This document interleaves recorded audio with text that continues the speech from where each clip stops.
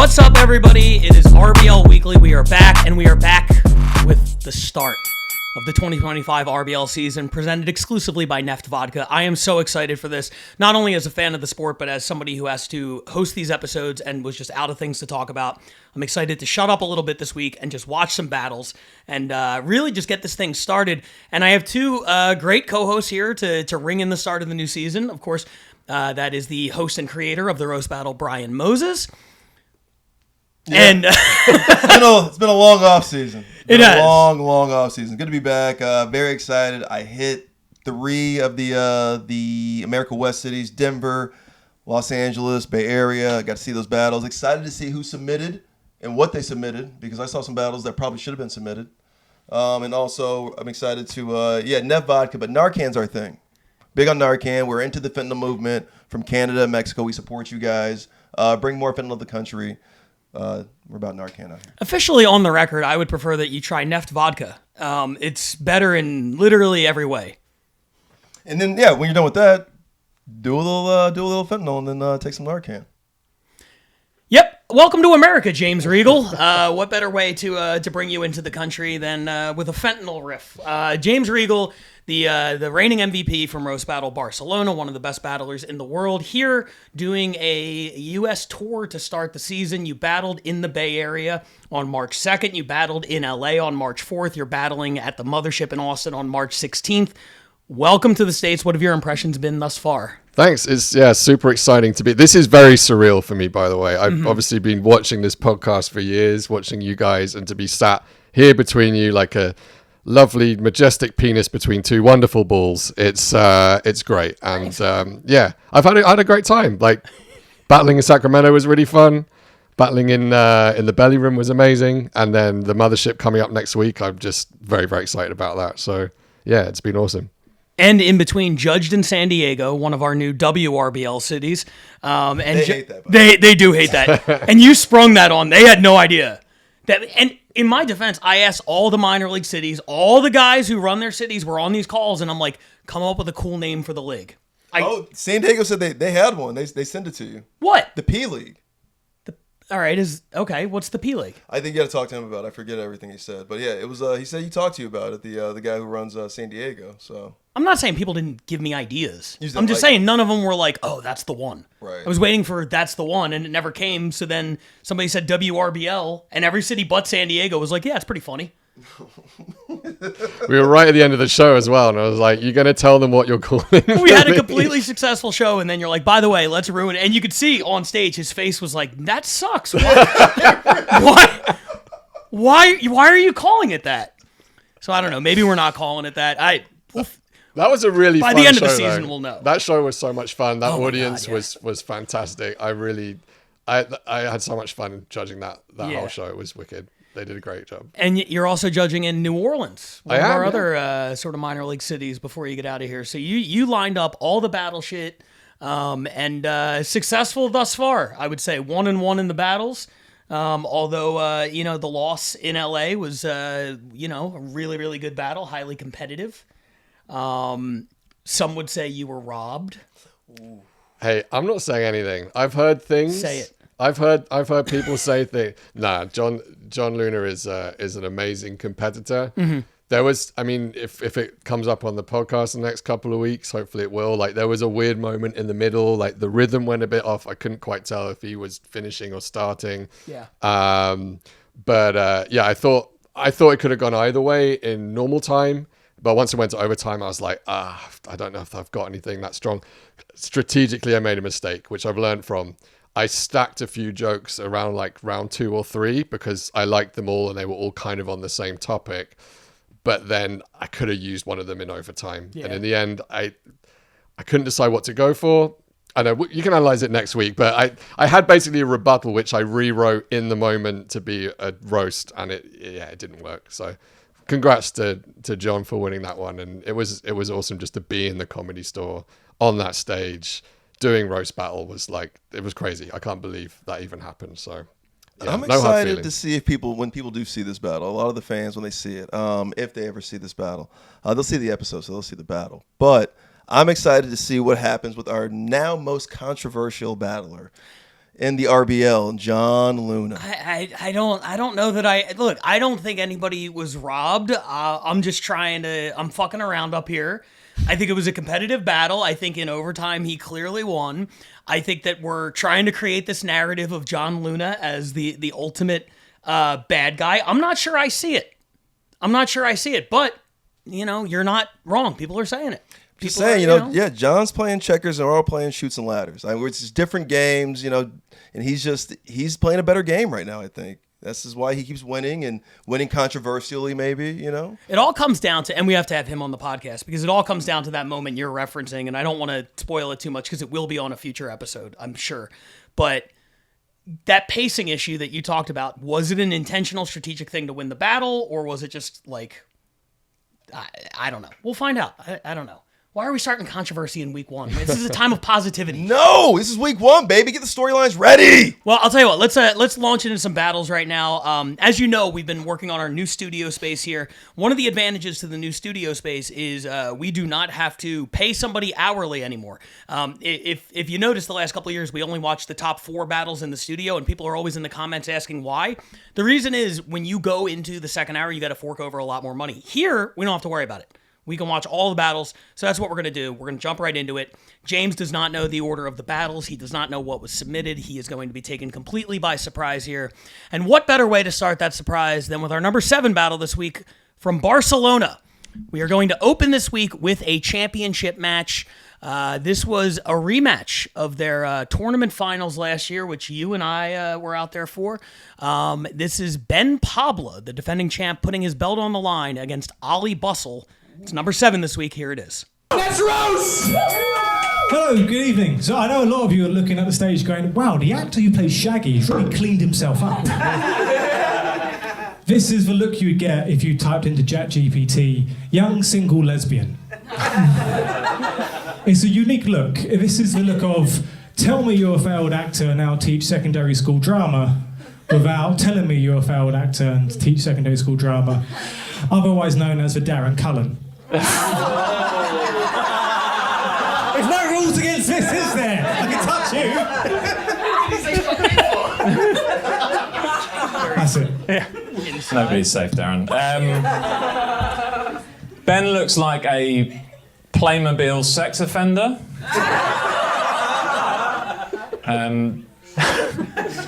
Ben looks like he started a cult but can't remember where he put it.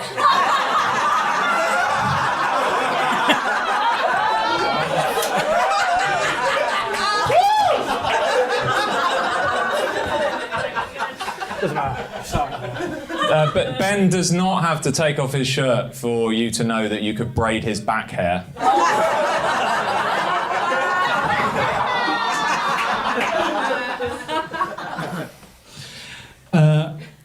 Ollie told me beforehand that he's only ever had 2 girlfriends. That's including the imaginary one.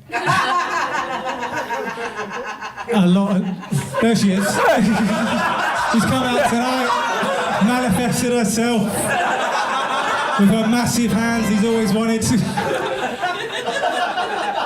But he's now a dad. He's a dad. He's got a kid, and I think that's great. And all right, Gifty. I think that's great because a lot has been said about him having a kid because it took him 15 months to get his wife pregnant. And a lot's been said about that. And some people have actually personally asked, what did you finally do different to get your wife pregnant? Which I think is a bit personal, because it doesn't really matter, does it? What matters now is he's now the parent of a young, healthy, gorgeous black baby.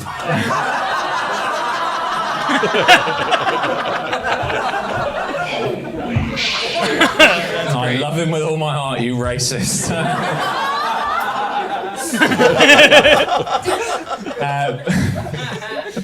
Ben looks like a werewolf that was too stoned to fully transform.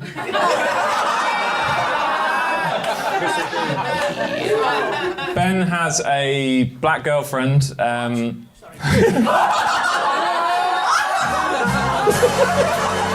not a racist. No, Ben has a.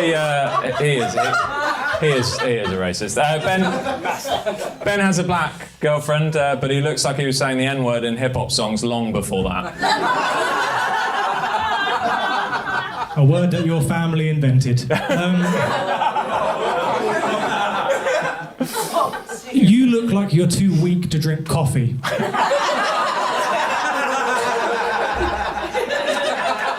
Ollie told me that he's a hypochondriac, and to be fair, if I looked like him, so would I. At least your eyes work, so there's that. You look like you're too weak to drink tea. Chamomile tea. You look like your Starbucks order. You go in and go, can I just get a hug, please? I work freelance.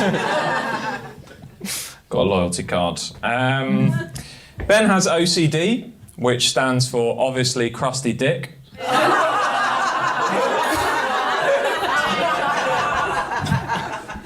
No, but he does have OCD, which is ironic because if he cleaned his hands a bit more, they wouldn't keep finding Cheeto dust on the bodies of his victims. Shots fired. If you had a shot like that with your wife, she would have got pregnant earlier. Anyway. I didn't know you were a vegan. When we met up a few weeks ago, you said you were vegan. I didn't know you were vegan, even though you did technically tell me. But when you said you only eat vegetables, I thought that because your girlfriend's in a wheelchair. Don't worry, she's not actually disabled. Although, if you're with Ollie, you can feel nothing below the waist.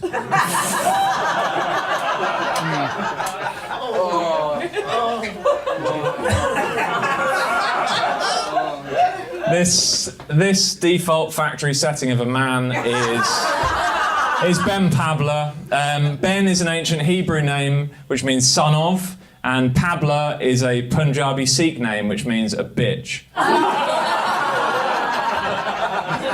But there's not much to Ben. He's half Indian, but like I said at the start, I'm not going to go into that again. He's a very mild man, right? Ben's a very mild man. If he was a curry, he would be a korma.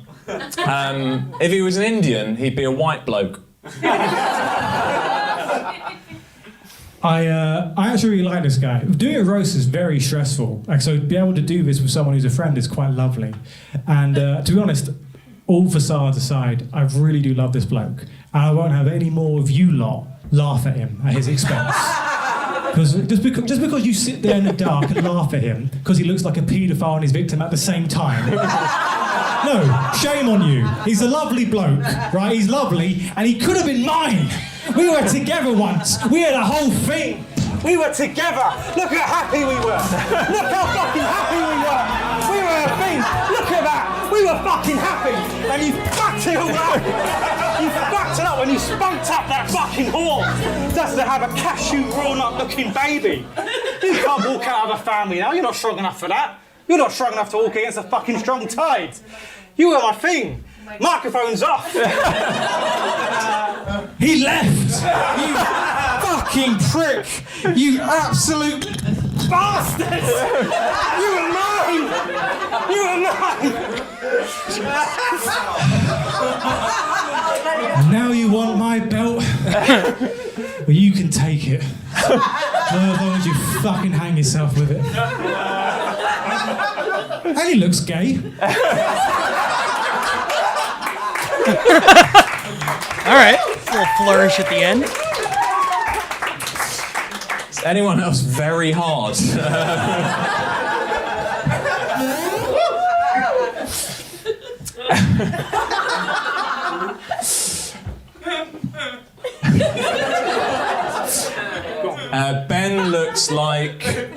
Ben looks like he farts during yoga classes.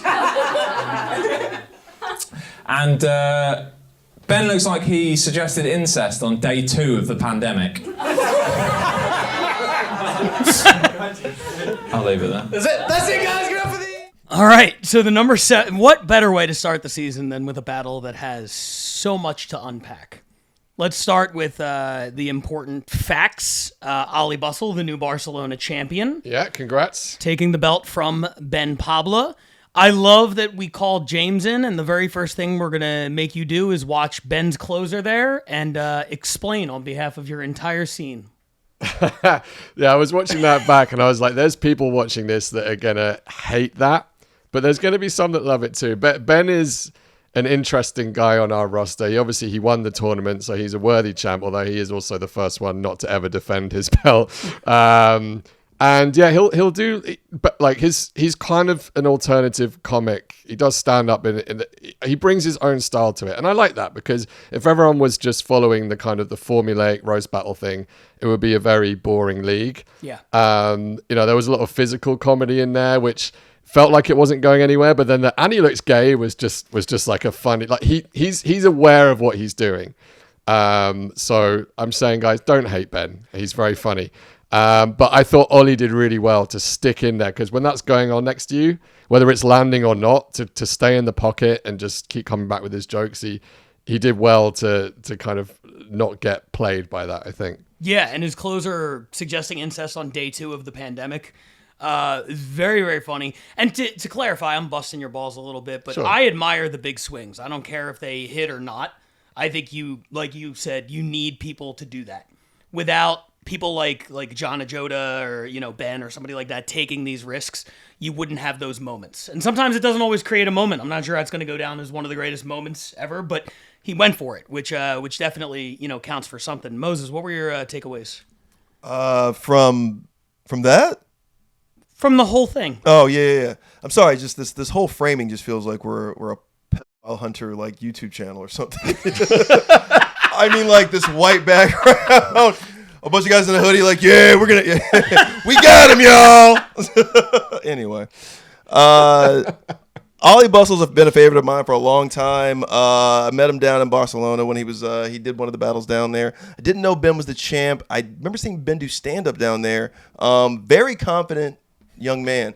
Black girlfriend in Spain, looking like that, being a half Indian.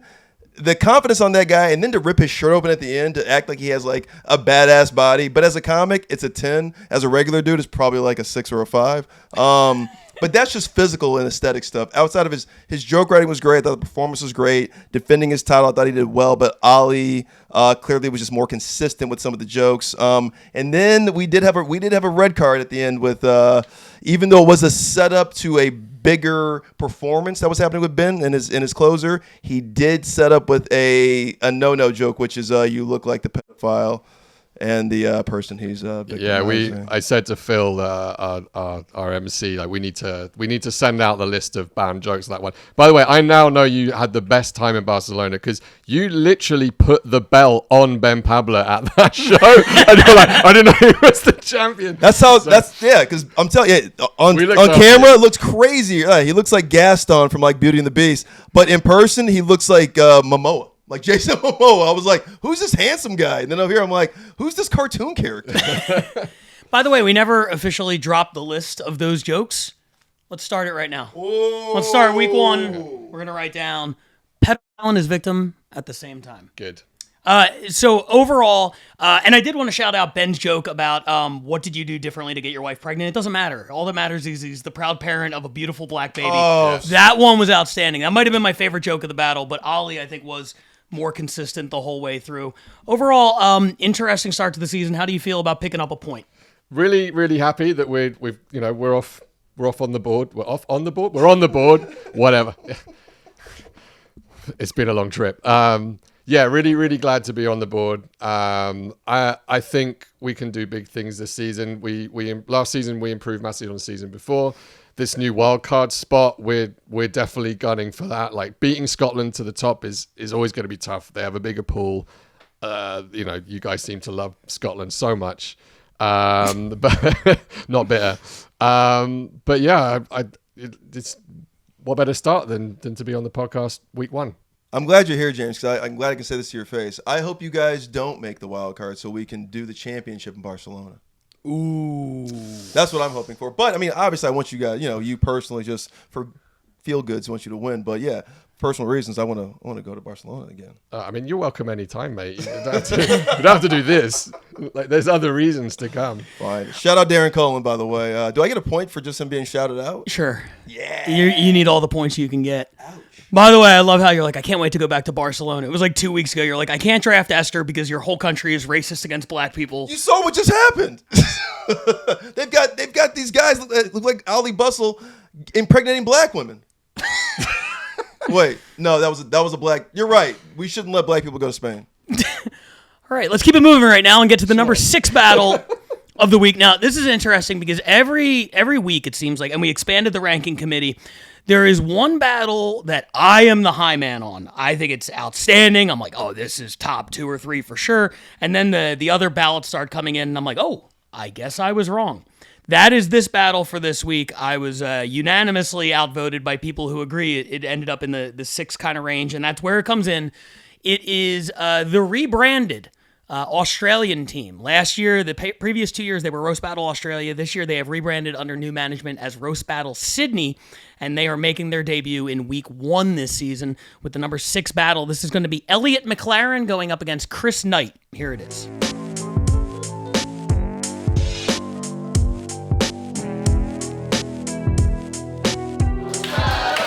It's good to be here. I've got zero emotional investment in this. So just like every guy that Chris has ever been with, I'm here for $100 and to never see him again. Chris claims that he's gay, but it's hard to prove that because nobody ever admits of fucking him. That's it? Oh, these are all facts. Well done.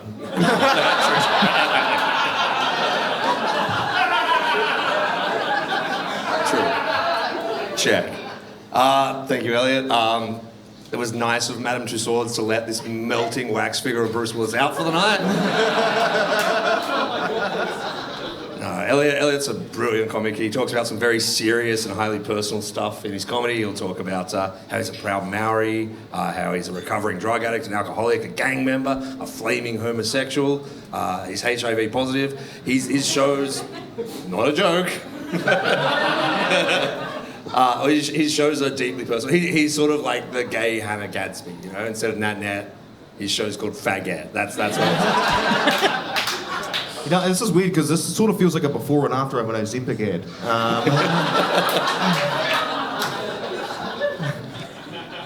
Chris used to work in the porn industry. A lot of the videos he uploaded, though, had to be removed because they were classed as interspecies. But he has gone from porn to working in a school, which is probably the opposite career path for his daughter.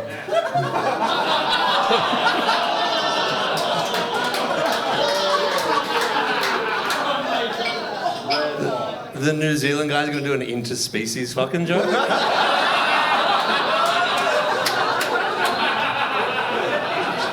Like, I fuck bears. You like to get rammed by rams, you know? Like, fuck it out.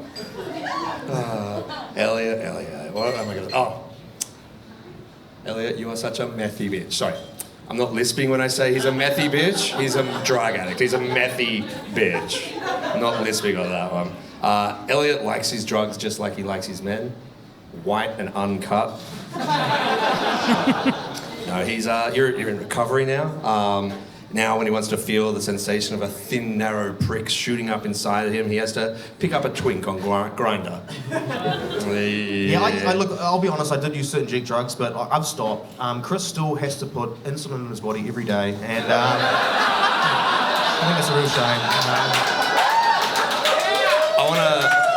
I want to try the Elliot McLaren weight loss method. I'm going to try sharing one of your needles.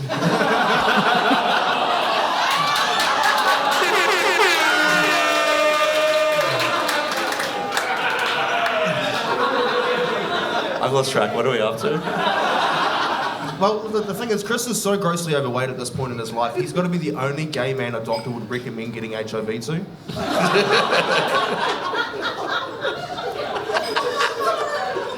Oh, fuck. If you scraped all the sweat, cum, and GHB off the floor of Sydney sauna, this is what you get. You get Elliot McLaren.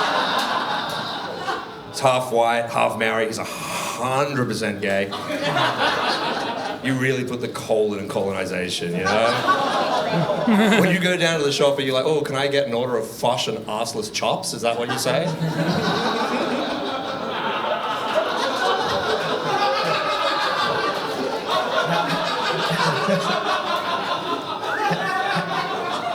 How many jokes are we up to? This is my fourth. This is my fourth. You gotta learn to count jokes. Because I've only got 2. Great at counting. Looking that up is a host job. Thank you so much. I would love to roast more about Chris. You know, like I've just struggled, because I've only really talked about his weight and, his sexuality. But to be honest with you, Chris has done very little since childhood. Chris hosts a show called Funny Buggers. He hosts a comedy show across the street. It's got 53 standing for the area, but they can only sell 3 because Chris is considered 50.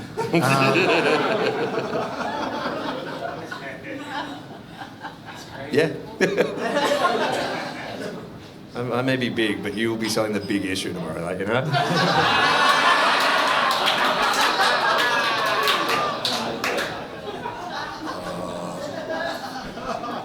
Can I try and do like a Lord of the Rings voice here? I would love that. I would love that, yeah. Let's try and do it. You shall not pass. Is that what you were yelling at the people at the AIDS clinic when they were taking the test results?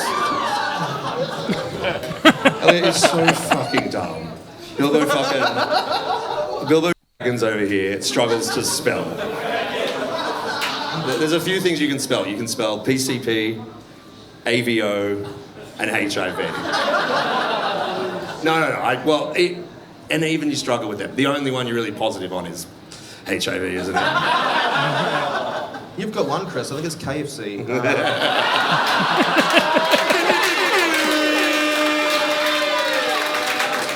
Big week for the agents. Finger looking good, mate. Do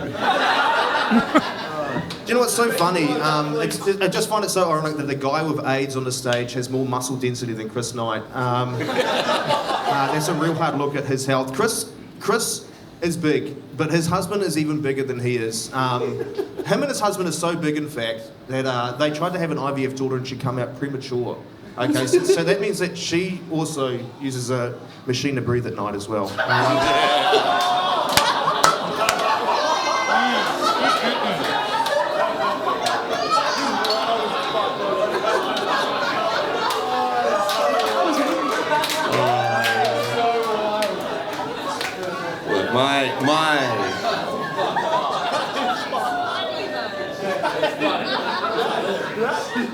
My arteries might be clogged, but at least I can find a vein. Come on.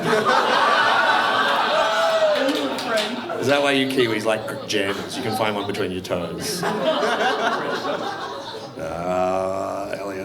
Elliot, you fucking human crack pipe.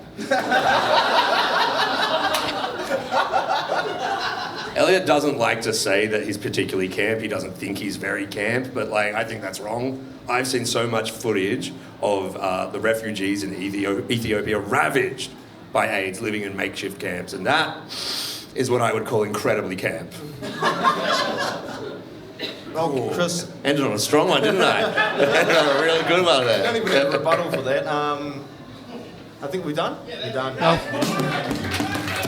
Okay, so the number 6 battle this week. Watching it back, I see the positives and the negatives. Ooh, is that an HIV joke coming?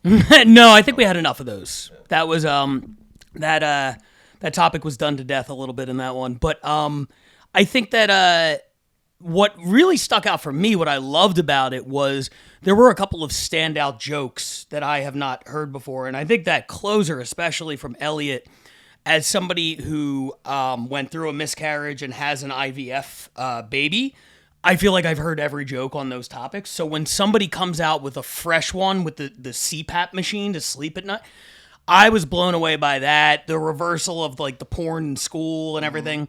I think one thing we're seeing from this number 6 ranking, and I'm not saying it was a perfect battle, but it had some real haymakers in it. The ranking committee was very clear. I think people being on their phones is going to be more heavily penalized this year than it has been in the past. And you know what? I'm fine with that. Because I do think they were on their toes. They were coming up with rebuttals on the spot and everything, which was good. But Chris especially was lost in the phone. Elliot, it was kind of there as a crutch just in case. Chris was reading straight off of the phone. And I think that ended up costing Sydney some points. What were your overall thoughts on the battle, though? I'd agree with that. Chris did get lost in the phone. And I'll say this. I've been saying this for the last 2 seasons. I can tell when there's a Kiwi on stage. Laserdisc. When he said Ozempic, I was like, we got a Kiwi. So shout out LA being a Kiwi.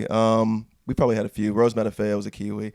You could tell Elliott was probably the more seasoned comic because he did stay in the pocket and knew he could rely on his written jokes. And then if he needed to come with a riff or a rebuttal, he could kind of let it kind of happen to him, as opposed to Chris, where everything was scripted, where it was just like, if he says this, I got to say this. If he says this, I got to say this. Even to a point where he was flubbing some of the things that if he nailed, he might have won that battle. I don't know who won that battle, but it seemed just like watching it back, Elliott won it because he had bigger pops and was a little more consistent. But Chris, I thought, was a little more fun in the sense of he's a big target, so Elliott could play with him a little bit more. He did lean into Elliott being all of the negative things you think about a homeless drug addict who's gay, who's HIV positive, all the things. He really leaned into that in like a mean way. But he was playful enough. You could tell they were friends, where it allowed Chris to be as mean as he was and maybe not as prepared as Elliott was. So I thought Elliott, being as good as he was, I think, with the jokes and being prepared, it elevated Chris to a point where if they both were unprepared and looking at their phone, this wouldn't even make the countdown. But I think Elliott's performance actually elevated and lifted this to the sixth battle of the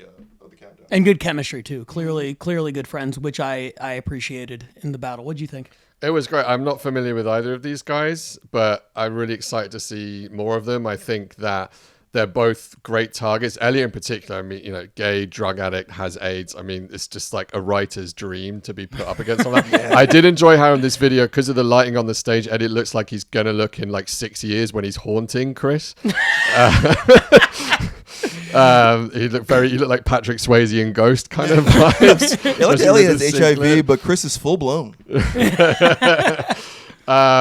But yeah, amazing stuff to come out of Sydney, and we didn't see much of them last season, but it looks like it's going to be even more competitive if that's the standard.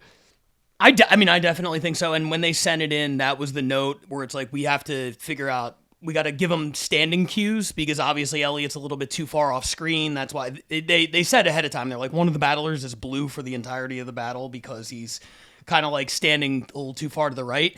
But, the fact that there is obviously a lively, packed crowd, it's filmed in something better than 240p. It's just already a pretty massive step up from what we saw the last couple of years. We've always known that Australia has that roasting talent. We saw it when the Yeah Mad guys came over. We collabed with them on a couple of things. Kirsty Carr, the champion from season 1, is now back. She sat out last year. So I'm excited to see kind of what they do this season. I thought this was a really good, first battle to kick it off. I think where Sydney may struggle points-wise this year is there seems to be a lot, myself included, so many of us are going on the road now, realizing we could pick up points elsewhere. We a lot of us have battled the same people in our hometown, so we're looking for new challenges, and Australia's just so far away. Yeah. Like maybe Tokyo and Sydney could do a thing, but that's still pretty far. That Pacific Theater, I mean, maybe. Listen, Sydney's got a history within this sport, roast battle, for over the 10 years. They just have legends in this. You got Randy Fellface, who's a headliner on the road, worldwide, Will Anderson, Jim Jeffries, Reese Nicholson, Rose Matafeo. I mean, they're not Australians, but they're in that region. Tom Ballard, right? I mean, so look up all these guys. They all have great roast battles. But yeah, Australia has a great history when it comes to this sport. So I'm excited that they stayed and they found a way to stay in the league. And Chilsey and the Yeah Mad crew, thank you guys for doing this. And that venue is sweet. It looks like a sexy AIDS ribbon. Yeah. Right? If AIDS and My Chemical Romance did like a branding thing or something. You took the words right out of my mouth. If AIDS and My Chemical Romance did a branding thing, yeah. That's a sentence that's never been said before and never will be said. I get what you mean. I do. I love how your brain works. Don't ever change. Don't ever change. But yeah, solid start to the season for those guys. They pick up 2 points in week 1, and next time they will make sure one of the battlers is not standing in the blue light. But good start to the season, picking up points week 1, and there's an advantage to running shows early because not every city was able to submit this week. We only had 9 of the cities submit because you have that 1 week window. You have to do a battle and a show in the first week. They're getting on the board, which is good.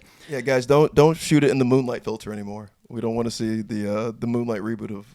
That's what that looked like. I was like, what is the blue? Oh yeah, I've seen Moonlight, and that's what that looked like a little bit. Well, let's move on to the number 5 battle this week, and this one features a couple of familiar faces, one of the top 10 battlers in the world, and it features the defending U.S. champions, New York. Now, you want to get on the countdown week 1. I would argue that New York coming in at number 5 with a Malia Simon battle might, feel like they came up a little bit short on this one. it's an interesting battle. There are some really good moments in it. I'm excited to see what you guys have to say. It's the number 5 battle this week, featuring the number 5 battler in the world, Malia Simon, going up against Ilya Laxin. Let's check it out.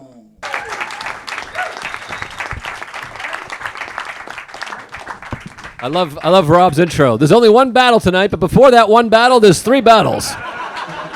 Shout out to Joe List. All right, thank you. First of all, I know this looks like a battle between a girl on the back of the milk carton and the guy who put her there. But isn't Malia as cute as she's ever going to be? That's so good. Ilya, if you're here, who's going, hey, I like your style, in some lady's Facebook Messenger at 3 a.m.? Doesn't he look like the guy that shows up when you meet your Club Penguin boyfriend online?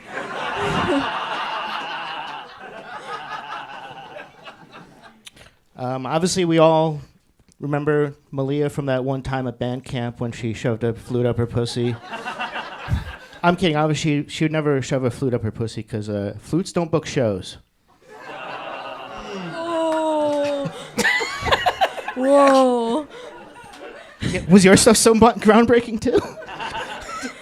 All right, so Ilya has OCD, so he told me like he's worried if he doesn't flick the light on a bunch of times or if he steps on a sidewalk crack, something bad is gonna happen. Dare I say it looks like the bad thing has already happened? How much worse could it possibly get? I mean, if I were you, I would step on the sidewalk crack. Just maybe it'll reverse something.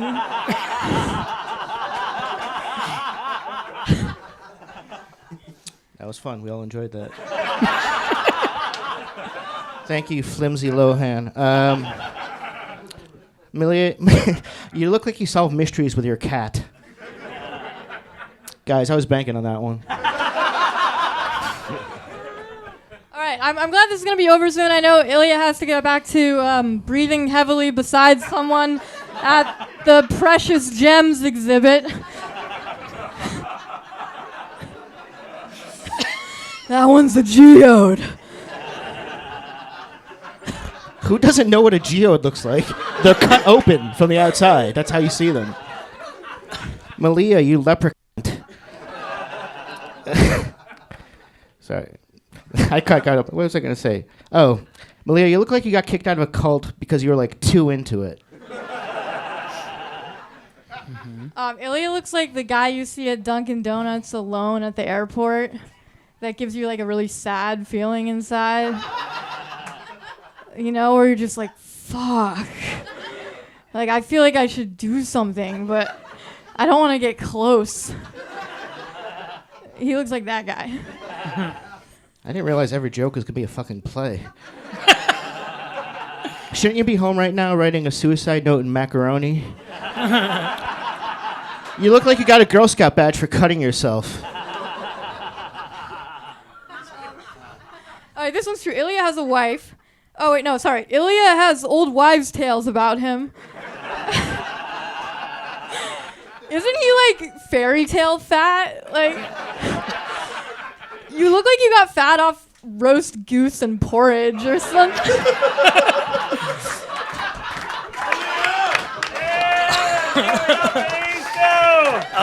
Number 5 battle this week. Malia Simon, Ilya Laxin, roast goose and porridge. I'm going to give Brian Moses a moment to get himself together. I thought that, there were some high highs in that battle, but the feedback I got from the committee that I agree with, felt like the chemistry was just a little bit off. They weren't totally connecting, and a lot of the looks like the observational, what we describe as getting the essence of a person, those were not connecting at the rate they usually do. What did you think? I mean, first of all, I want to say Malia is, I think, my favorite battler in the world She's to incredible, watch. yeah. I love her mind. I love how it works.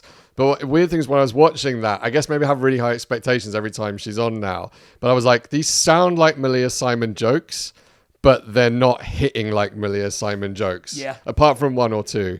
And I have no idea. I don't know who the other guy is, but it definitely had that vibe of like maybe they haven't really met before, or they're not like such good friends, because you could tell there was like a bit of a lack of chemistry on stage. That's just an inkling I have no idea if that's true. He was also very funny, and as soon as I saw him on screen I was like, oh god, she's gonna kill this guy. That's like a Malia Simon dream, a slightly kind of pedo-y looking like white guy. Yeah, well, I'm trying to be nice.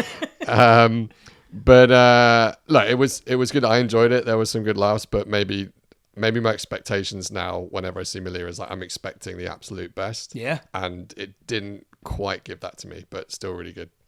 That's a real thing. Yeah, the expectations from people who are in that top 10, that top 20, you're gonna expect them to be, at the top of their game every time, and that's not realistic. People have off weeks or whatever. It felt like this might have been one of those. She still did pick up the win, and I think deservedly so, because she had 2 real home runs in there. But yeah, there were just a couple things in the middle that didn't connect. And his opening joke about isn't Malia as cute as she's ever going to be is one of my favorites I've heard in a long time. What were your thoughts? Such a good opener. When I saw this battle, I was like, there's no way this is the 5th battle. I mean, like, there's going to be some haymakers. I'm excited about the top 4 when I saw these 2. Because Ilya is now, from what I've seen, his ascension is like, he's getting into that Eric Emerson, Ajota, Manning, just like that Josh Lampley, that rotation of guys in New York you can always count on to have a really killer battle and some jokes you haven't heard before.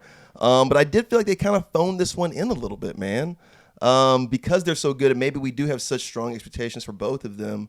But their natural skills kind of still showed in this, right? Even when Ilya had that silly joke about like, she wouldn't put a flute in her pussy because, flutes don't book anything. And then she calls him out for being, just like, oh, who hasn't said that about a flute kind of a thing. And that's where their natural skills kind of come from. And I'm like, okay, they're still them, but I feel like they didn't try that hard to wow. Definitely not us, but I mean, maybe just kind of get by on the crowd and be like, these are better than anybody else is going to write, so we'll just go with these. But it wasn't like they were trying to wow anybody. But ultimately, yeah, I mean, that's why they're number 5 and probably not number 1, because they didn't go as hard as they probably could have. It does speak to the level of talent when you can have 2 people who, have an off night and still are a top 5 battle in the world. Not maybe what you would expect out of them, but New York does, get some points on the board week 1. The consistency from New York was the biggest thing last year. They're on the countdown every week, and they start with the same kind of process this year. And they're not done. They pick up 3 points for the number 3 battle, and now they are featured in the number 4 battle. This is takes place in Tokyo. The defending world champion Jay Yamaki just went to London, won the world championship.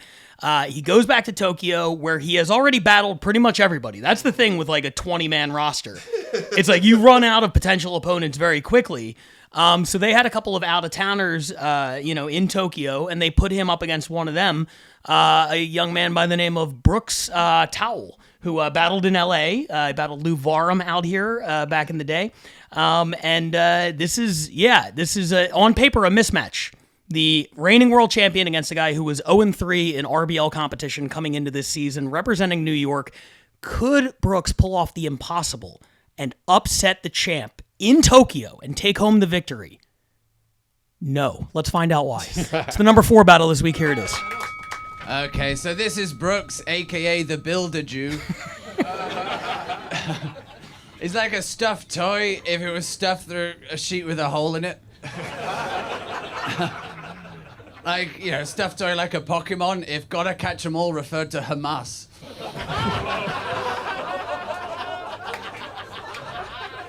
That's a low blow, like in the tunnels, low blow. I will say I want to thank you for the opportunity. I'd love to roast battle Japanese Jesus.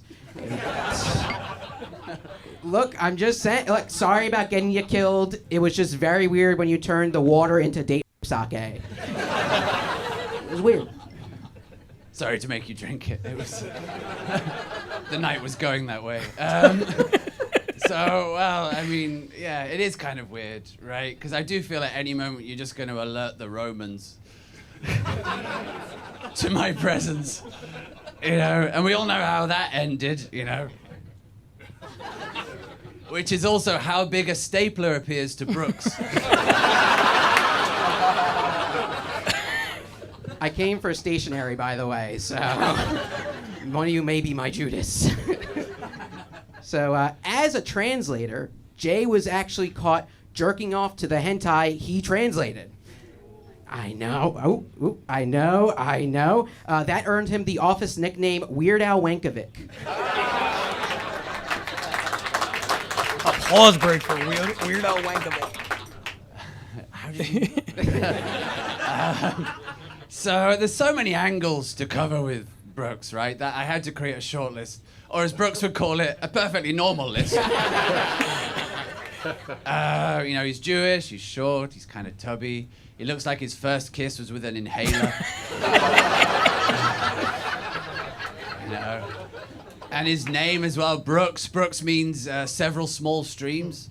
And when he stood next to a woman on the train, that's what he produces in his pants. Yeah, I named my inhaler Sarah upon Brooks, so it's a British joke for you. I will say this, like, flying in, I was scared because in the US, there's been a lot of planes that have been going off the runway. And when I was landing, I looked out the window. And when I saw Jay's massive forehead, I knew we'd be fine. Oh, you little starve, David.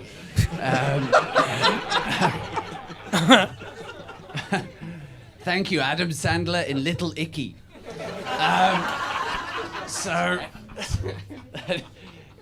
Brooks has a high IQ and a low eye level. Einstein was another guy with a high IQ, but Brooks is very different. He equals MC Donald's. So stupid.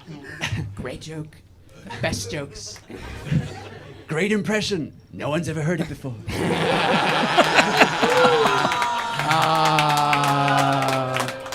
Much like your comedy career. We're getting there. We're getting there. Just don't call me Elon Musk. I don't want to retort like that. No, we're good. We're not doing that. I will say this. This is David versus Goliath. Because we have our Goliath. And then we have his little David down there. Two little stones. It's weird that you're the same size as my penis. Very strange. Brooks owns a comedy bar, sorry. It's just a regular bar, but it's really funny trying to watch him serve drinks.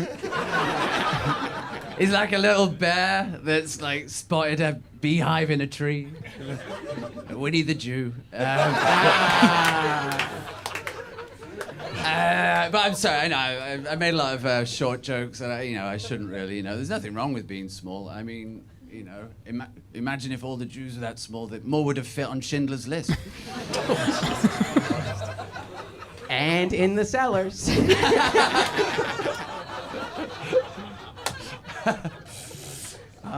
Let's see. I'm glad that's a phone and not a pager. God damn, dude. Good. Oh. Look, it's true. Okay, it's true. I am the same height as Jay's wife. It's true. I didn't know that they made cardboard cutouts this big. Look, Jay just likes his women like he likes his video games. As close to two-dimensional as possible. What a note to end on. Thank you so much. All right, number 4 battle this week. Jay Yamaki versus Brooks Towell. I want to give a lot of credit to Jay coming off of the World Championship. I'm sure he would have loved to have taken a month off. Tokyo is trying to get back in it. They're like, we need you. Tokyo needs everybody on that team to do everything they can to get them back to the championship this year. Jay took one for the team. He's like, I'll battle somebody from out of town. This was a mismatch. I'm not trying to talk shit on anybody, but like, this is like, remember Pros versus Joes back in the day where they would take like professional athletes and put them against just like random people, and you would see just how good these guys actually are. That's what this felt like to me. Jay was just on a different level. Yeah, I mean, Jay's incredible. I got to watch him at the World Championship. I was super stoked that he won. He would deservedly won. Mm-hmm. He's a great guy. I thought, what was the guy's name? The little Jewish guy? Brooks.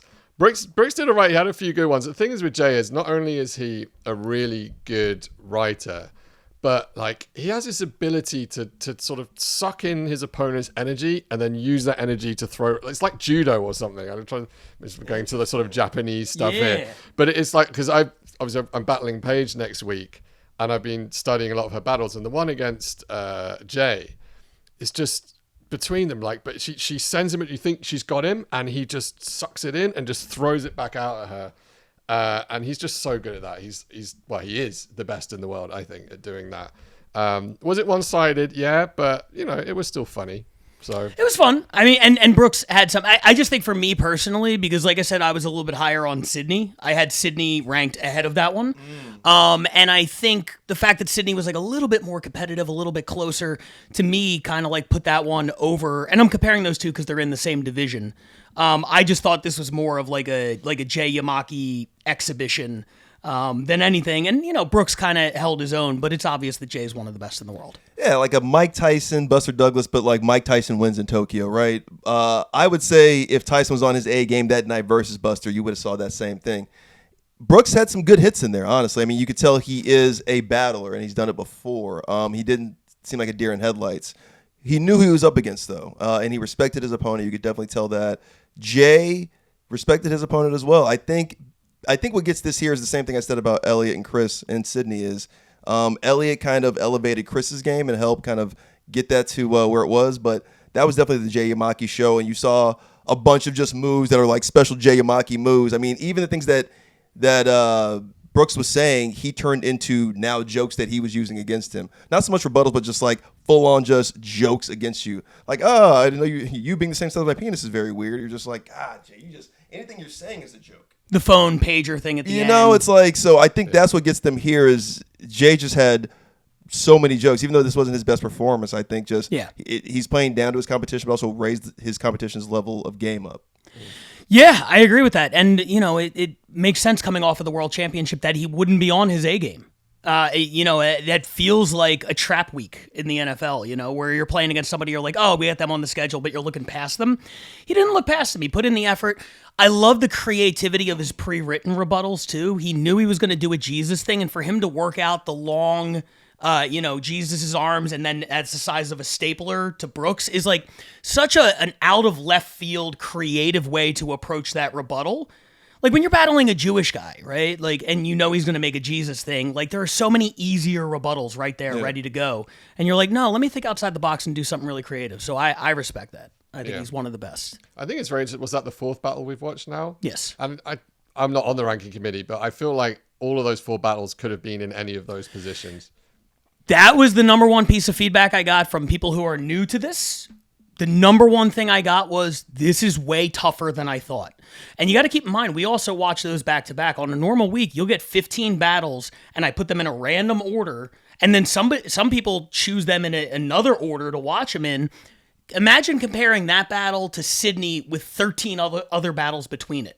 Yeah, that's tough. It's almost impossible, right? So that's why you count on the votes kind of evening everything out and putting things in the place where they belong. How do you guys palate cleanse? I mean, that is like eating, a bunch of like Michelin star meals and being like, all right, well, I guess the ribeye is better than the lamb chop. But it's like, how do you guys? First of all, they're not all Michelin star rated. Okay. Trust me when I say it. No, I mean, I don't know. The answer is you get it wrong. You just get it wrong, and you hope that, and we had 13 people ranking the battles this week, and you hope with 13 that, common sense wins out, because there will be one that somebody sees at just the right moment when they're like a little bit more focused or something, they're like, oh, this one's incredible, and everybody else is like, it's fine. So yeah, I don't know. You just watch. Sometimes you got to go back and you narrow it down to 5, and then you got to go back and rewatch those 5. So it's a lot. I think you guys nailed it this week. I mean, honestly, just watching those in succession like that, it feels like you guys kind of nailed it so far. I don't know. I feel like Barcelona could have been higher. That's a great point. Whoever's ranking those. Yeah. Well, one of the ranking committee members was from Barcelona, for the record. Just shout out Ollie's Black Baby. Let's keep it moving right now with the number 3 battle. Now, New York picks up 3 points for their battle, another 2 on behalf of Brooks, giving them a total of 5, which moves them into a tie with Chicago, who gets 5 points for the number 3 battle this week. Chicago, the thing that's most interesting about them to me is coming into this year on the fantasy draft, we're like, we don't know who to take out of Chicago. They turn their roster over seemingly year by year. They have a new tournament, 64 people. Half of them have never battled in the RBL before. So we're going to see a lot of new faces out of Chicago, and we're going to start here. This is the first RBL Weekly appearance for both of these guys. This is Nick Emeka going up against Tori Ward. Here it is. Tori has resting funnel cake face.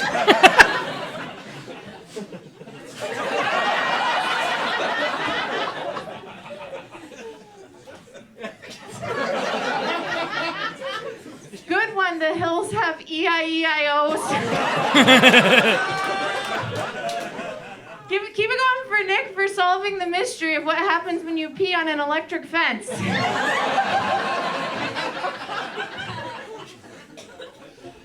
your turn. Tori has baloney nipples and a floppy clit. So if you squint real hard through a window, it kind of looks like Jeff Ross's headshot.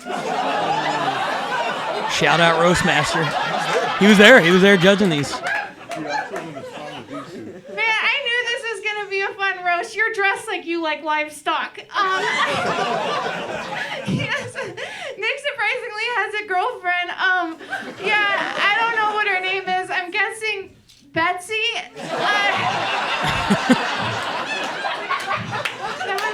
That wasn't it. Botox is a bovine neurotoxin that women use to erase wrinkles, and Nick uses to roofie cows before he fucks them.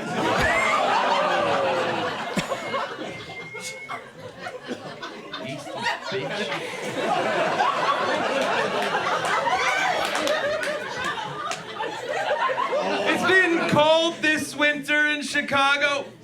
So cold that the homeless have sought refuge in Tori's cavernous muff.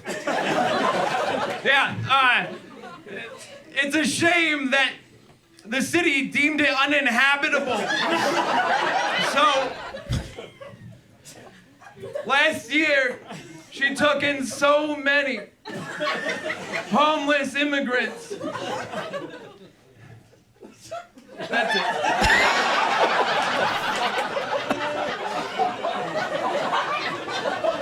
You've never been in my cavernous muff. Okay. Nick looks like a kooky scientist. You might have seen him in that movie, Honey, I Fucked the Kids. And Tori looks like she menstruates ranch. So let's fucking, what are we doing here? Let's discharge, buddy, not blood. Sorry, that's gross. Okay, this is surprising. This is gonna be a shock. Nick is a banker, which is crazy, because he dresses like he built the railroads, then took his family to Auschwitz.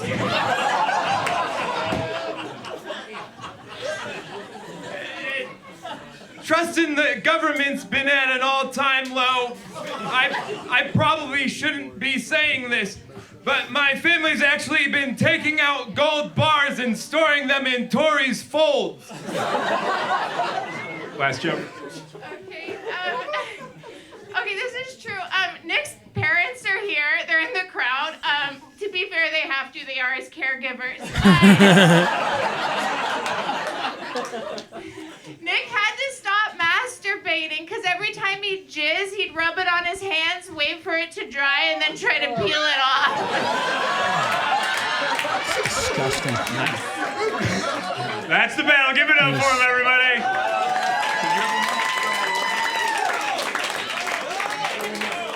I fucked that up. You had one more. You love when other hosts struggle with this. Let's let Nick do another joke, man. He literally said last joke. Tori has a rare disease that means that she can't have children. Because if she does, she'll lactate vanilla pudding, which she'll eat and not share. And that's the end of the battle, folks. So the number 3 battle this week, Chicago, Nick Emeka versus Tory Ward. Tory Ward picking up a win, moving on to, I believe, the Sweet 16 of their tournament. Interesting battle. This is one reason why I love expanding the ranking committee to get different voices, because not everything is everybody's speed. I don't do whimsical. I don't do awkward. I you know what I mean? Like, I liked it, I enjoyed it, but like, to me, you know, objectively, I'm like a writer. You know what I mean? So it's sort of the awkward energy. I'm just like, it doesn't hit me in the same way it does other people, because we had other people hitting me up like, the Chicago battle is incredible. Like, a lot of people really, really like this one. I had it a little bit lower, still ranked, but a little bit lower for me. But no doubt the crowd was having a great time. What were your thoughts on it, Moses? There's a lot to say about this one. Interesting third ranked battle this week. Deserving, obviously. This is an interesting week 1 for us. Nick has vibes we've seen before. Remember that guy from Atlanta last year, I think, when they had their debut battle? He's got kind of that vibe, a little alternative. He kind of reminds me of Tito a little bit with the way his voice is and his energy, a little bit of Gabe Alviso a little bit. Chicago goes without that big alternative energy. Tori obviously was more consistent. She reminds me of Christy Cello. Yeah. From back in Roast Masters, back in Comedy Central Roast Battle days. She's got those vibes. Real lovable, likable, care bearish. You know, it's hard to not like her. It's hard to beat her, to out likability her. And Nick, I think, was doing this thing that, and I'm going to use this example that you gave me last week when we had our LA roast battle, and you were there for it. There was a virgin suicide last week between a lady and this kid from Philly. And I think after the battle that you talked to the kid, and he was like, oh man, that's really tough. The roast battle is like, you really got to write in there. He's like, I thought it was like stand up and I could just personality or charisma my way through it. And when I heard that, it broke my heart, because I thought that's what stand up was you write jokes, you perform them, not you try to 1 minute chuck and jive it, kill Tony at Star Searcher your way through it. So I just want to say to all the young comics, if you're watching this, come to Roast Battle. We're going to teach you how to write and be better comics. If you keep going to doing that fucking bullshit, being a charisma personality comic, you're going to get your fucking ass eaten. And not a good way. Not that cool, sweet OnlyFans, Brazzers, Alexis Fox way, but that old school, getting your ass eaten thing. Fucking come here. Learn how to write. We're going to have some fucking classes. None of this bullshit anymore. Nick was fine. Tori was better. Clearly she had better jokes. New Christy Cello 2.0. And to be fair, you can have personality and jokes. You could do both, right? Be DeHerm, yeah. Yeah, you could. Yeah, I mean, you could definitely do both. It is harder to go up and sustain just personality for 3 to 5 jokes and have that kind of like carry you through. And there were some good jokes in there. Her the Hills Have EIEIOs like off the top, I thought was absolutely incredible.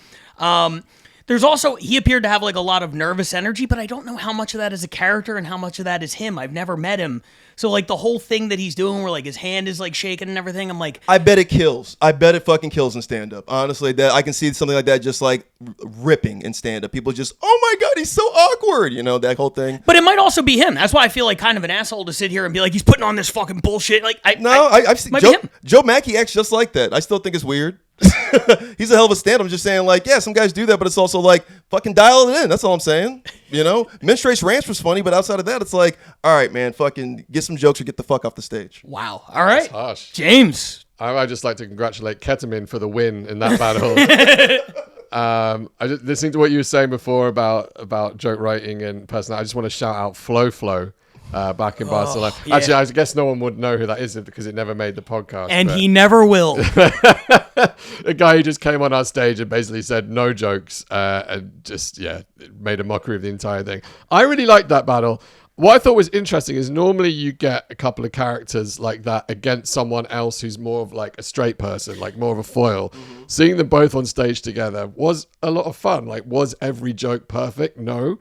But as a comedy show performance, like it is still that, even though there's leagues and fantasy drafts and stuff. Yeah. I was really entertained by it. I didn't know those two before, and I actually think that deserves the spot. It was the first one that was truly different that we've watched, I think. So I had a lot of fun. You know what it is? The more he talks, the more I realize it. We came up in the era where this was marketed as the Joke Writer Showcase. It was all about writing. Everybody did it because they wanted to get in the writers' rooms and everything like that, and we all had kind of the same mentality. And then to hear other people who came on a little bit later, we are the NBA old school people who are like, how come nobody shoots fucking mid-range jumpers anymore? Back in our day, everybody could go in off the glass from 18. It was everybody shot mid. Have you seen a shot chart? They're all chucking them up from half court, and he's like, yeah, that rules. And we're like, nah. He just little broed me on the podcast. No, That's disgraceful. I did not. I get little broed by Pat Barker. 11-hour flight. No, I'm self-deprecating. I'm saying you're right. We're right. You're the one coming up and being like, what are you talking about? That was entertaining. I liked it. And we're like, no, it has to be done one specific way that we decided on 9 years ago. Do you know what I think it is? Because like I'm not like that at all. I am a writer. I like the joke writing and I appreciate good jokes and I can see like the whole progression to writer's room. So I like watching shit that I don't and can't do. Nah, because Chicago does this. I would give you the defense. I'll be like, he's right. No, because there's Femi. He's out there. Mm-hmm.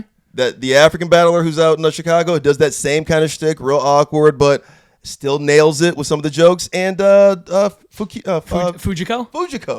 Yeah, she does the same thing. Yeah. Nick, you're from this country. The end. They have the excuse I'm saying.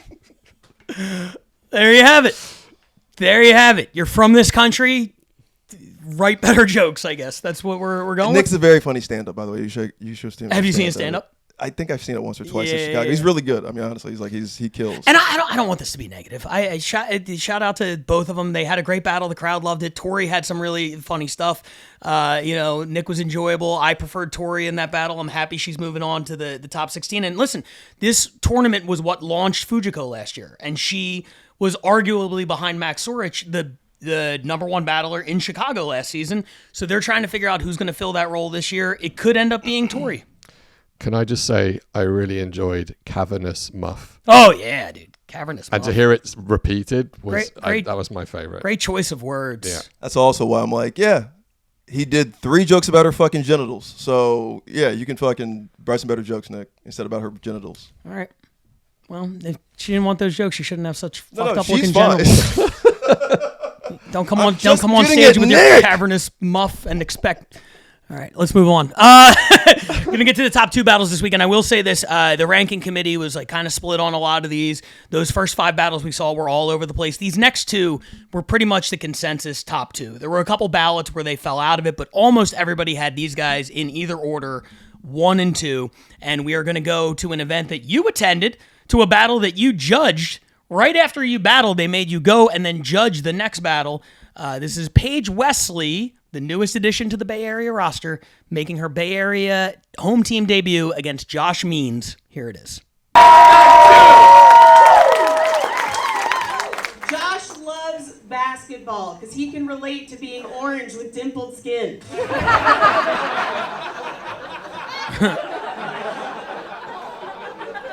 All right. It's true, Paige is fat. Paige, if you're here, who is Willy Wonka turning back into a regular human? Dressed like you're going to the Miss American Cheese pageant. Josh, if you're here, who's spinning signs outside of Cricket Wireless?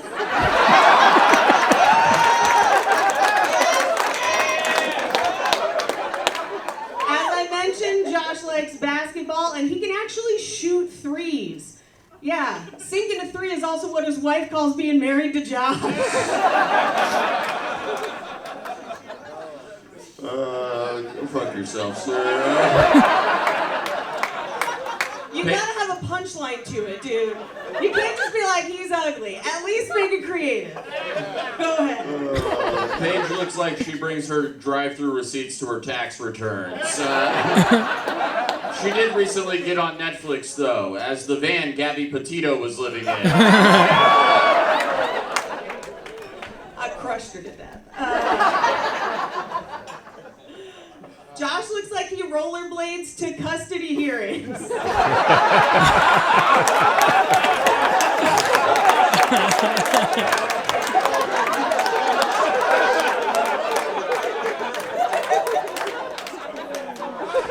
Fuck, that one hurts. I'm not gonna lie. One more more time for Michael Oscar Myers. Paige has a horror podcast. It's from the perspective of her scale. Just looking up at these titties. The underside of them's hot too, just saying. Josh looks like his body type is Black Plague. And his porn search is also Black Plague. Black Plague looks like who you lost your virginity to in high school. His name was Jerome. Paige, her family has a history of dementia and Alzheimer. It's going to be so sad when we have to remind her every day why she lost her feet. It's like Drew Barrymore in that movie, 50 First Plates. I get to taste them all over again. Every morning, I'm like, these eggs are incredible. That was 4. That was 4. All right, you guys, make some noise for your I always forget that they do 4. So you guys were both there for this one. I know you have some thoughts on them kicking off the season with this battle. Yeah, I didn't know that you could hold battles for 30 days. So now that I know that, I'm gonna hold my critique because I was there for this night and there were 2 better battles than this. Looking back though, after this countdown, that was clearly the second best battle tonight because it was the most competitive I think we've seen so far. Paige edged that one. I think you guys all know. After watching that, she won it. This felt a little impromptu because Josh hosted that show. Paige was battling, and then she jumped on stage, and then Josh jumped back on stage after hosting, and they battled. They did 4 great jokes. Obviously, you guys just saw it, and it was close. It was fun. But I just thought there were, after watching all those battles that night, I thought there were 2 better ones, and one of the guys that was battling that night sat next to me. And he had actually, his judge joke about this battle was probably the best joke of the night. I actually ran away as if it was Def Jam, and he said, I said, Josh up there, he said, look at Paige and Josh, with Josh looking like a tampon that Paige just found. Dude, I lost my mind when he said that. Because now I can't never see that he looks like Paige's tampon. Yeah. It's too good. It's spot on. Gross. Yeah, I mean, and there is strategy involved. We made that 30-day rule because not everybody runs shows weekly. Mm-hmm. So you can't have everybody submitting a new battle every week. So we said you could submit anything from the last 30 days. So when you have a big event, you can get 4 battles out of it. They decided to go with this one week 1, hold back on a couple others. I've heard there's some more heat coming from this event. I'm excited to see it. You were there. You watched the whole thing. You're facing Paige at the mothership in about a week. What are your takeaways from this? I mean, this was in the room was a really fun battle. The rollerblading to custody hearing was that it didn't come through on the audio, but that absolutely murdered in the room. Yeah. I'll be entirely honest. By this point of the night, my jet lag was so bad I could barely string a sentence together. So God knows where that joke came from. Maybe I need to just have sleep deprivation and then start writing my jokes. But yeah, really fun to see Paige in action up close. Josh was brilliant as well. I've been living with Paige this week. She's very kindly let me have her spare room. I've been living rent-free in her house. She is living rent-free in my head. Everywhere I walk, I think of Paige, and I'm trying to think of a million different things about her that are not to do with being fat. And it's difficult. I spoke to Jay Yamaki, and he said, it's hard because everything sort of comes back to fat jokes. And he did, I know I'm going a bit off topic here. When he battled her, he did a very clever thing at the opening where he kind of said, I tried writing about all these things, but they're all about her being fat. And then he went for it. So I think Josh did pretty well because he only had 4 jokes there, which was surprising to me. Some of the jokes were fat adjacent, like she was the van in the Netflix show, without necessarily saying she was fat. So I think he did a great job. The battle was really fun. I am very excited to take on Paige, but also a bit worried because when she's in her stride, she could murder me in front of those Texan people. And then I go home to Europe the next day. But it'll be fun. It'll be fun. It's a tough opponent. It's going to be the most fun battle you could possibly have. Everything she does is super fun. For Josh, I think that it's a lot of work to plan and host a 2-day roast event and coordinate all that stuff and then be like, oh, and also I'm going to do the main event on top of it. Iron Man. I can only imagine how stressful that would be. Yeah. If I'm battling Paige Wesley, I want that to be the only thing I think about for a while. You know, she requires that level of attention. Like, imagine going in and playing like the Jordan Bulls, but you also have to like be the popcorn vendor when you're supposed to be sitting on the bench. You know, you're the public address announcer. You have to ref for part of the game for some like. It would just be impossible. You have to have your attention focused entirely on her, and to have to host the show and then be like, oh, and now I'm also going to battle is just like, that's really, really tough. So I thought he had a commendable performance there, but yeah, Paige, I thought she was on fire. One thing I love that Josh did, because I always give Paige shit about, she fashions jokes into rebuttals that are not actually rebuttals, and she always starts off by being like, it's true, I'm fat, and then she says something unrelated to that. And I'm like, I fucking hate it. So I love how he opened with, it's true, Paige is fat. Yeah, that was great. That was great. That was unbelievable. So I'd like to think that was just for me. So thank you, Josh. I appreciate that. But yeah, decisive win for Paige as she makes what I contend is going to be an MVP run. If the Bay Area gets that wild card or wins the West, it is largely going to be because of her switching teams. And she is going to be at the top of that MVP ballot. That's my prediction. Well, she battles another, my dark horse now. After seeing his first 2 battles of the season, I mean, I've even told Paige, I was like, I think I'm Team Regal. But her beating Josh, Josh is up for, he's going to be up for MVP this season too. He's got some battles coming up. But these 2 battling at the mothership might be for the MVP already. So they were my first and second fantasy picks, which more on that later. Guys, you're making me feel so special. Can I just quickly shout out Bay Area in general? Like, every battle in that show was hilarious. And I didn't see the first night of Roast Fest, but I assume it was also pretty good. And for them to have to pick, I guess, 4 battles, because after that, the 30 days will expire. Yes. It's tough. Yeah. So I think they've got a great shot of doing it. If that's the standard, like, it was amazing. Yeah, I'll piggyback off that. That Rose Fest was amazing. That whole Bay Area crew, they've been with us, obviously, for the last 3 years, but they get bigger and better every season. That was no exception. Both of those days, they're going to have a lot of heat for the next 30 days to choose from all 6 or 8 of those battles that they had out there for those 2 days. So great work. And I think it's also so cool that you get to come over here. Hopefully ICE doesn't watch this. And then you can just tour the country and, just like do stand up and judge Roast Battle and battle and just like see like the coolest clubs and the coolest cities in America. So shout out the Roast Battle League and facilitating your, hopefully your exposure from this country. Yeah, man. I mean, I'm super grateful for all of that. And I'm also really grateful. If they throw me out, then great. I don't want to live here. Just if you want to, it's fine. Like, honestly, it couldn't care less. I'd like to do my battle first, if that's all right. Yeah. But I will gladly fly back to Europe to places where planes land safely. James, you're fine. You have an English accent and you're white. We love you here. Thank you. But yeah, it's just from a personal point, it's really surreal because like we started our show a few years ago. I think I'd battled once in my entire life when that happened. And then to be here, now sat on this podcast on the other side of the screen and doing these battles is sick. So yeah, it's crazy. I was telling my wife the other day, I was like, I've hung out with him in 4 different countries now. Wait, yes, no, that's Japan, true. Spain, the UK, and now America. I'm like, what are the odds of that? Yeah. That like this guy I didn't even know existed a couple years ago. Now we're just hanging out and doing this fucking ridiculous show. Yeah, and 3 of those countries aren't our allies anymore. It's wild. Yeah. Shout out Roast Battle North Korea coming 2026. Very excited. Let's get to the number 1 battle this week, and it was LA's goal to schedule a championship battle in the home opener and kick off the season right, and that is exactly what they did. We started this battle with this episode with the championship battle in Barcelona. We end it with a championship battle in LA. We have a new champion here in Los Angeles.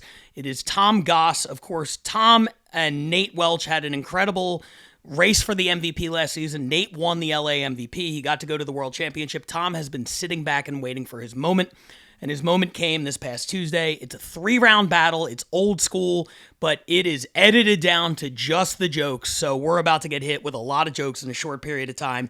It's the championship match. It's the first number 1 battle of the season. It's 7 points for LA. It's Nate Welch defending against Tom Goss. Here it is. You're the challenger. Yeah. Naturally, you're going first. That's the champ, folks. Last battle of the night. Let's make it so fucking loud. We break this bitch! Battle! Battle!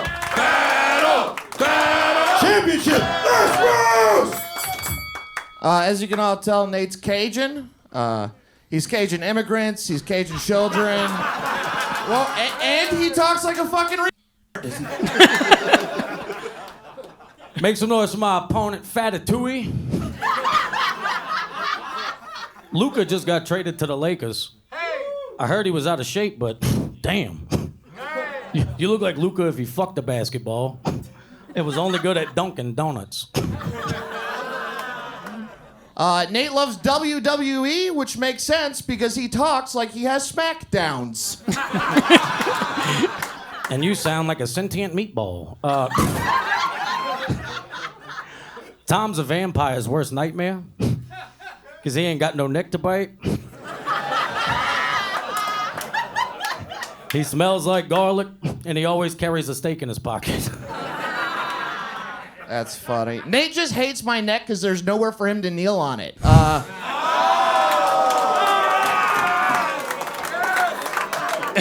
You may recognize Nate from screaming the N-word at a bar of chocolate.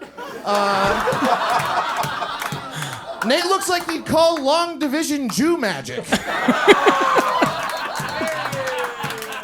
Yeah, I look like a racist. Tom proved he ain't a racist by eating every color crayon. me and Tom are both bouncers. I work at the Laugh Factory. Tom's the head of security at the Mickey Mouse Clubhouse. He loves working there though, because they always pay him in hot dog, diggity dogs. Hey yo, that's real. What? That's real. Hurricane Katrina wiped Nate's entire hometown off of the map and destroyed every single thing that he owns. But it also did some bad things. During Hurricane Katrina, Nate lived in his car, which was not weird for him. All of his homes have had wheels. In that car, Nate listened to Blink-182 on repeat, and it set up his sex life. Inside something completely dry while somebody whined about all the small things.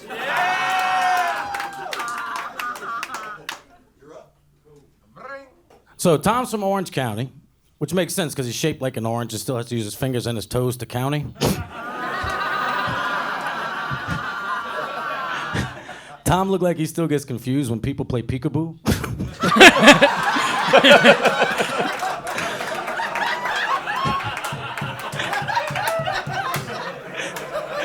The closest he comes to ever getting coochie is when people go coochie coochie coo.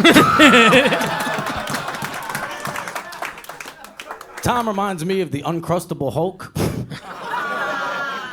Because he looks like he could probably lift a car if he had to rescue his favorite toy. I guess that's why he always stands like somebody's grandma just said, "Now show me your muscles." That's how you do it. Nate, you new metal hobgoblin. You look like your dick has an eyebrow piercing. You look like a frog that ate too many McRibbits. Fucking Danny DeVito'd.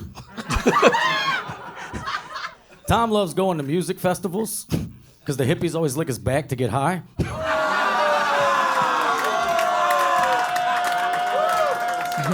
Nate, that was a great joke. We're going to put that joke on the fridge in your backyard.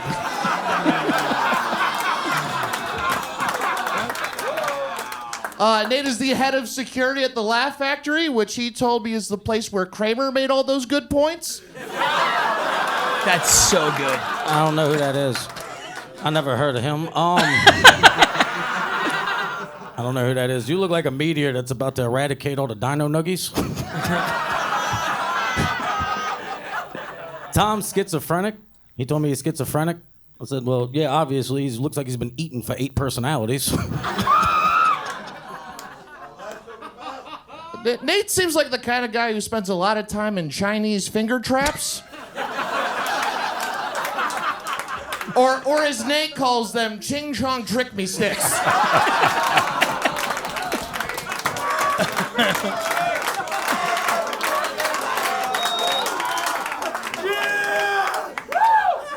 I didn't say that.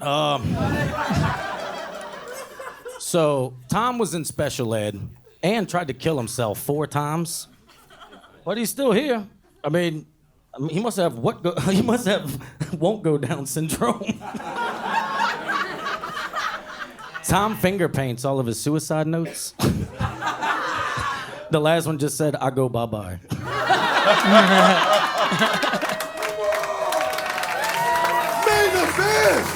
There it is, the number 1 battle of the week. The championship match. Tom Goss defeats Nate Welch. I want to talk about it both as a battle, as a deserving number 1 battle, and the end result of it. Let's start with the overall quality of the battle. I thought it was good. I thought it was pretty tight throughout up until kind of the end where I thought Tom pulled ahead. But again, the decision in a minute. Overall, good, competitive. Nate, I thought really, caught fire that second round with the peekaboo and the coochie coochie coo. He really got into that. And I thought Tom had some of the biggest home runs that I've heard, in a while in that room. What were your thoughts on this as an overall battle? Let's start with our guests first. What did you think? I mean, clearly, clear number 1 for the week. I was there to watch it. It was super fun. To do so many jokes, and I don't think any of them blew at all. There was a few that did better than others, but just amazing. You can tell why they're 2 of the best in the world. I love Nate. I got to meet Nate in London. Lovely guy. It's just so funny to me because he looks like a psychopath, but most of his jokes are actually quite cute. They're not hard, horrible jokes. Dino nuggies. It's coming out of that guy's mouth. It's just so funny to me. Tom is one of my favorites just to watch in general. I love his whole cadence. I love how his brain works. And I think, honestly, I feel like the Ching Chong trick me sticks joke, you could tell he knew that was a good one that was gonna blow up, but he left it right to the end. Mm-hmm. And I think if he had put that earlier and maybe swapped it with another joke, it might have been a different result. But that just hit so much harder. Even though what Nate came back with was good, that was such a funny thing because you can just imagine Nate saying it. So, yeah, a privilege to be in the belly room watching the title match between 2 absolute general heavyweights of the game. So, and I didn't mean that nastily, by the way. No. I mean, they are also fat bastards, but but I meant in terms of their abilities. Really fun. Yeah. Moses? Yeah, obviously that was the number 1 battle of the week. Shout out to week 1. This is a riveting way to start week 1 of the season 3. And that battle being this one because Nate's ascension from last season going into this season, because we saw what happened to Ryan Nesson, right? Week 1 of last season, and he's going against Nate. Now, is this the same situation where, Ryan Nesson goes to the championship, comes back, and then has a rough season, too? Does it happen to Nate now because of what happened, potentially? That was a hell of a battle. Tom now has the belt. Does this cause Nate to go free for all? Does it cause Nate to come back harder and, maybe come back and defend his LA, status as the guy and then go over, overseas again? We don't know. But as far as watching that battle back, and I thought it should have went to overtime. You got to beat the champ definitively. I thought round 1, Tom Goss, that was one of the better round 1s I've seen in a championship match, probably in the history of the roast battle. So Tom got that. Outside of that, if we're going, round per round, Nate stumbles around 3, but I thought he picked himself up, gathered himself, and then he ended with kind of a pop at the end that deserved an overtime. I thought the man deserved an overtime. I'll stick by that. Clearly Tom won. Clearly Tom's a champion. He's deserving. Those were great jokes. But I thought Nate deserved an overtime. Even with that stumble at the end, I still thought he deserved an overtime. And I'll stick by because I was the deciding vote. And, it's so funny how it mirrored the Ryan Nesson, Nate Welch title match from the year before that kicked off the year. The exact same thing happened where the judges were kind of like, I don't know, maybe OT. And they kept saying, you got to be the champ. To be the champ, you got to beat the champ. You got to do it decisively. You got to do it definitively. And then it got to me and I said, he did. And I believe that. I believe that Nate beat Ryan definitively and he deserved the belt. And I'm not about to, just go with the crowd and be like, because you could always be like one more joke. You can always be. Right, but I stood by it then, and I thought it was the opposite situation this time. Just same situation, opposite players. This time, Nate was playing the part of the champion, and Tom was the challenger, and I thought it was definitive. Now, what I will say is, when this battle drops, the full episode drops, watch it with the judging. because watching it all together like that paints a picture like it's one full battle. I think you need to watch it with the 3 rounds and separate them to get because I think on this it looks even more like Tom. Yeah, totally. I think when you watch it, it's even closer than it appeared on there. But watching it back and separating it, I stand by the decision. I thought it was a Tom win. I think Nate is going to attempt to do what Ryan attempted to do last year, which is he's not taking any time off. Nate came right back to me. He's like, here's my hit list. He's excited because for the last year, he's had to battle who I said. Oh, now he gets to do what he wants. Now he gets to do what he wants. And there's some fun names on his list, and he already has 2 of them scheduled and on the books. Oh, man. So Nate is determined to, fight his way back to the top. So was Ryan last year. Didn't work for Ryan. Will it work for Nate? I don't know. Will this be, for Tom Goss, the propeller that it was for Nate last year? I agree. I agree. I think so. Tom is determined. And when he watched this fantasy episode we did, fantasy draft, he was pissed that he went almost last. And he's got a vendetta. And watching him beat the number 3 battler in the world right at the gate is a big statement to the rest of the league. And you guys should watch out for Tom Goss. I'm watching out for Tom Goss just for suicidal purposes. But for the Rose Battle League, I think this is his MVP campaign to lose. Speaking of the fantasy standings, can we just throw those up on the screen right now? We're just going to take a quick look. As you see right there, Team Pat is in the lead with 32 points. Team J Light in second with 15. Team Moses with 0. 0 points. I would have thought that would be impossible. 10 days into the season or whatever we are. I'm sure you'll pick it up soon. You can get those standings off the screen now. I just need 10 from all of you. Just 10. That's all he needs. Just 10 battles. What happened to you, AJ? What happened to you, Darren? What happened to you? Doesn't matter. So that's the episode for this week. We're not going to throw the standings up there because it's only been 1 week, but a strong start to the season for the American West Division. LA and the Bay, they are within 1 point. Chicago and New York tied atop the East. You were there for LA. You were there for the Bay. I'm going to put you on the spot this week. I need a prediction from you. Who is going to take the West out of those 2 cities? Oh, that is tough. That's why I asked. I mean, yeah, logic says LA, but do you know what? I'm going to go with my guys from the Bay. I enjoyed my time there. Let's go Bay Area. I think you can do it. I love it. Hell yeah. James, thank you. Thank you for joining us. Where can people follow you if they want to check your stuff out? Is I still watching? So first of all, follow Roast Battle Barcelona. Please help us to grow that. And we're also on TikTok as well. So Instagram and TikTok, follow us there. If you want to follow me, I am J Regal Jr. JNR on Instagram, or just search James Regal. There's not too many of us around. So yeah, please follow me. I need the love and attention. And definitely follow Roast Battle Barcelona. If you saw last week, it's a shame that Aiden versus Echo battle was off season because that was a banger, and you guys have been putting out great stuff for a while now. So definitely follow Roast Battle Barcelona. Make sure you're following Roast Battle. We're back. We're back doing this every week. The season begins today. It ends on November 1st. I'm very excited. Thank you guys for bearing with us through the long off season. Excited to have some new battles to show you guys every week going forward. Brian Moses, what do you have to say? There's new merch, roastbattleleague.com. New merch, new everything. We love you guys.